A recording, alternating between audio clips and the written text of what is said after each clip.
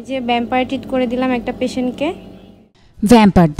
ভ্যাম্পার দাঁত বেশ কিছুদিন ধরে সোশ্যাল মিডিয়ায় তরুণীদের উন্মাদনা এই দাঁত নিয়ে। মূলত ক্যানাইন দাঁত সুচালু করে তৈরি করা হয় ভ্যাম্পার দাঁত, যা দেখতে আকর্ষণীয় লাগছে কারো কারো কাছে।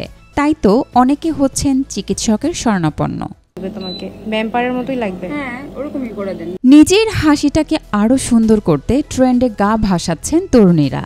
কেউ কেউ আবার দাঁতের সৌন্দর্য বর্ধনে লাগিয়ে নিচ্ছেন গোল্ড, ডায়মন্ড সহ নানা রকমের গহনা। দাঁত ভ্যাম্পায়ার করা কিংবা দাঁতের অন্য কোনো অলংকার যোগ করার এই সেবা শুরু হয় ৩,০০০ টাকা থেকে। কখনো কখনো আবার খরচ হয় কয়েক লাখ টাকা। ভ্যাম্পায়ার দাঁতের এই চিকিৎসাও করতে হয় সাবধানতার সাথে। চিকিৎসক নন এমন ব্যক্তিও এখন দিচ্ছেন এই সেবা। তবে বিশেষজ্ঞ চিকিৎসক ডক্টর লাইলা নূর নাজনীন বলেন, দাঁতের সৌন্দর্য বর্ধনের যত্রতত্র এই ধরনের সেবা নেওয়া উচিত নয়।